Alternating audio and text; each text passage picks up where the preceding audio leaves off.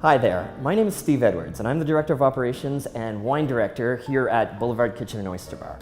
Now, here, we're all about celebration, and when we looked into it, we actually found that one of the oldest celebratory acts that we could find is lopping the top off a bottle of champagne.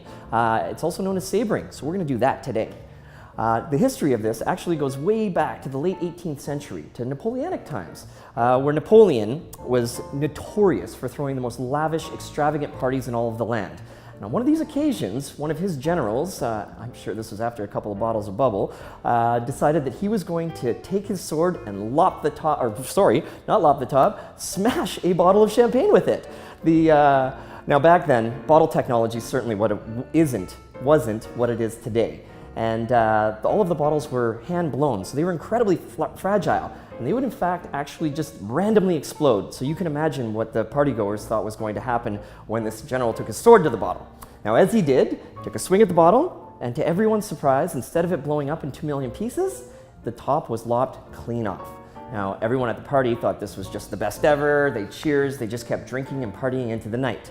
But eventually what happened was the next time this general went onto the battlefield, he came back with a victory. Now, I don't know how much you know about Napoleon, but he was incredibly superstitious, and he was certain that it was the act of lopping the top off that bottle, or sabering that bottle of champagne, that brought his general and his troops the good luck and eventually the victory on that day. So much so, and I'm sure this was after a few more practice tries, that he actually made it law that his generals had to saber every time before hitting the battlefield. Now, as the superstition goes and the legend says, if you take a swing at the bottle and the top is lopped clean off, well, then good luck is on your side, and the chance of you coming back with a victory is greatly enhanced. The flip side of that coin, of course, is that if you take a swing at the bottle and the bottle blows up, well, you should probably enjoy the wine and the party tonight because you might not be coming back. Now, I'm going to show you how to do this. I'm not feeling any pressure. I hope you aren't. And this is the most important thing about the whole situation, is you have to make sure that the bottle and the wine inside the bottle are incredibly cold. So once we do that, I'm just going to remove the neck dressing. The easiest way is just take your knife, run it all the way up, and it'll come right off. So we'll take the cage off, and basically that's because we actually want to be hitting the glass with our saber. I bring it up one rung because then just if the cork starts to pop out a little bit, the cage will still keep it from going, and you can still saber. Now, the next thing we're going to do is every bottle has 2 seams on it, one on each side.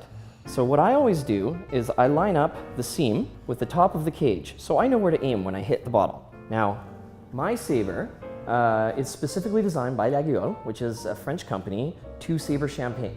So if you are going to do this at home, I recommend a kitchen knife that's not too heavy, and I'd recommend using the back side so you don't wreck your knife.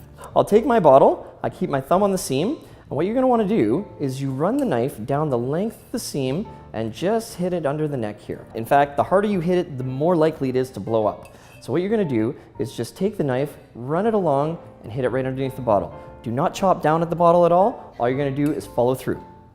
So here we go. Just like that. So, the last part of this story is that when Napoleon's generals would have a successful saber like this one, they would actually take their corks and they would affix them to their lapels to show their troops that luck was on their side and to give them courage going into battle.